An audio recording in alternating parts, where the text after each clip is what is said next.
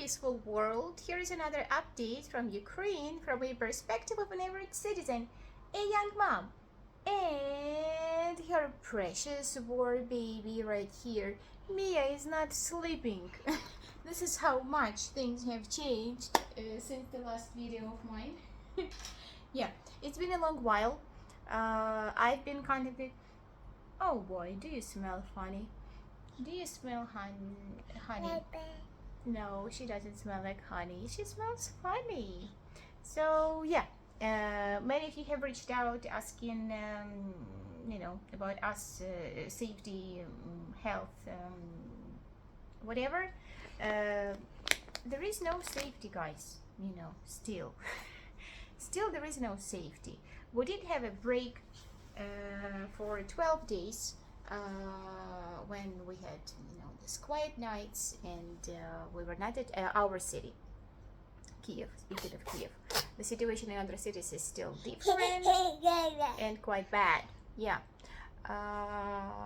but yeah, we're doing fine. As you can see, this little human is no more like a human. This is the biggest change, I guess. And actually, I was going to make a long video at the beginning of June. It was supposed to be devoted to this little munchkin, to her turning 9 months, because on the 6th of June she turned 9 months. Mika, are you going to make it? No, let's not give it this R rating. Oh, you're not hungry, human. You are not. You just want some cuddles. Yeah, so I wanted to make a video about her because last month, this May-June period was the most fascinating of all. Me. She just ate. I'm not starving this baby. Look at these cheeks.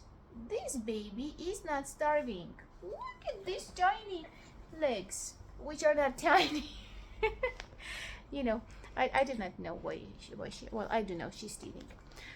So yeah, we've had an incredible month when basically in 2 days Mia learned to sit up, crawl, and then stand. And it was a very, very fast transition, just rapid change.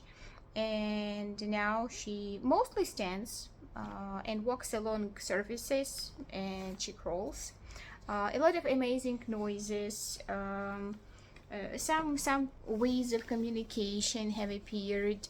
So Mia is fantastic. Mia is amazing, and actually I can show you the fluffy ones as well. See, Molly, Charlie, and a dirty t-shirt, and my cat. All of them are right here. I've lost one of my earphones, so the sound may have become worse, but whatever. I'm doing what I can because I am being contacted by some of you more and more these days after this long break. So just wanted to give you an update. Why was I quiet? Okay, go for it. Because the day when Mia turned 9 months, a few days before that, I was in a super festive mood. I was very excited about Mia, very happy. And then that Kakhovka Dam event, attack took place, and it really knocked me down. It knocked many of us Ukrainians down.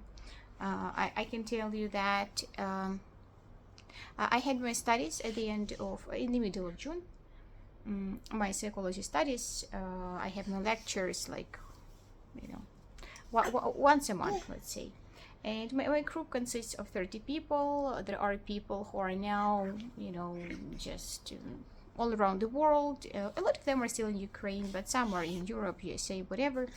And this Kakhovka thing, it affected everybody. It looks like it was the last straw for everybody, really. Even those who were holding up and trying stay more or less upbeat, it was too much, because the things we, for many reasons. So first of all, this is complete fucking madness, you know. Like when I was a kid, I would watch Animal Planet and Discovery Channel a lot, and I was always astonished at natural disasters like hurricanes, tornadoes, and so on. You know, the things you often see in America. I was shocked at how much destruction, death, misery can come out of nowhere, and there is nothing you could do about it. But in this case, it was done by humans on purpose, and whatever their military excuses, agenda, it doesn't make any sense. No, there is no excuse. Like, first of all, they fucking came and invaded our territories. Okay, there was no conflict, there was nothing. It was just a fucking idiot who is a fucking maniac who just goes and does random evil shit. And one of those evil acts are this flood. And after it was exploded for a week, all we saw in the news was like corpses of dead animals, you know, drowned. And just, you know, the rest can be drawn by your imagination. How many people lost their homes, their relatives, their possessions. Those are not some affluent areas, no. It will take years for those people to recover, if they ever will. And the government will not help them.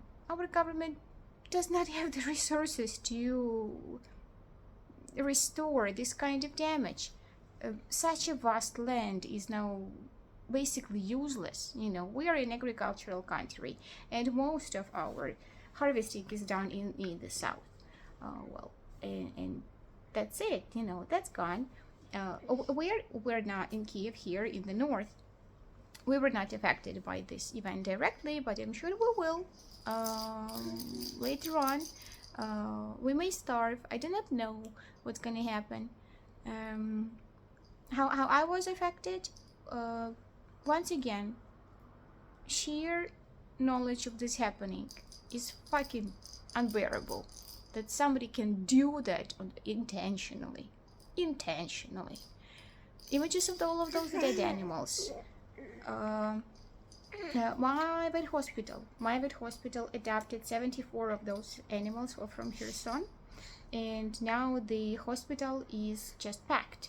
And if my animals, who are all old and they may need some urgent care any moment, like right now, and my hospital will not be able to admit them because all the inpatient units are booked, you know, because my hospital is helping those animals. Kiev Animal Rescue Group, an amazing organization. Once again, you know, when I was a kid, I would watch Animal Planet a lot, and I saw how there were these organizations rescuing cats, dogs, hedgehogs, whatever. And we didn't have such a thing in Ukraine, not until like 5 or 7 years ago, when a group of volunteers created this Kiev Animal Rescue Group. They are not government funded, they are not supported by anyone, just by, you know, people like me, people who are not indifferent. And they've done amazing things in Kiev.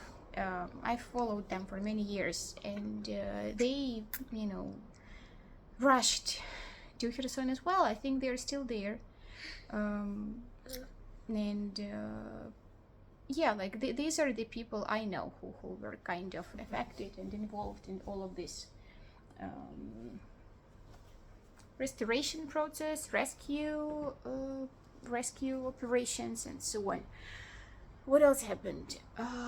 Then a couple of weeks later, there was a horrible rocket attack in Kryvyi Rih, and basically a building was completely burned down, an apartment block. It was not too big, it was a 5-story building, but again, so many families, so many lives. Someone like Mia, you know, there were babies like Mia. Actually, a baby like Mia died there. And of course, we could see all of those, you know, images and sad stories again. And yeah, what else? My groupmate, actually, you know, again, at my psychology studies, she's now pregnant. She is on her 5th month, happily pregnant lady whose office was destroyed by a rocket in Odessa. Odessa is also the south.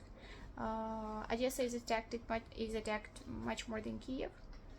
And yeah, fortunately nobody was in the office at the moment. People were working from home because of the danger. And yeah, just one day she received a call that attack damaged her office, and she posted a photo of it, and it's basically like a room without a ceiling. So it's a lot, guys, you know, and it's just too fucking much. And I was upset, I still am, and I hated that it took all the bliss away from me, because I was truly blissful because of this little munchkin who was so amazing and who keeps being amazing. And yeah, really I was really depressed and powerless about all the horrific stuff. And yeah, so this is a quick update. Well, it didn't go the way I planned it would. I had some kind of a speech. It escapes my memory. So yeah. But we're alive. We're fine. Mia is growing. Mia is amazing. The fluffies are still here. Very old. Sometimes very weak, but still here, still with us. I will try to make more. Oh my god, you can see that mess there as well. Okay, it was really hard for me to get your movements. Okay, I did the best I could. Yeah. Yeah, I'm gonna wrap things up here. Anyway, you know, the thought of my train is gone. Thank you all for your care, support, and you know, just wondering how we are, and all the prayers. It really means a lot to me, really, because those days when I feel really bad, this is a reminder that there are other things in life. I do not want to think about the proportions and the ratio of good to bad in this world. No, that's depressing, okay? But I'm just glad to see, to read something from a place of love. Mama! Mama, yes. And we're trying a new sleep thing with Mia. I'm gonna make another video about this little princess, which will cover all the boring details of my motherhood, because someday, if fucking Russians do not kill me, I'm gonna be old, and I will reminisce about these amazing days with this little princess, and I will watch those videos. And yeah, that's why, at least for this reason, I will make another video only about Mia, boasting about her, loving her, and celebrating her, because that's what I want to do. Okay. Talk to you soon. Bye bye.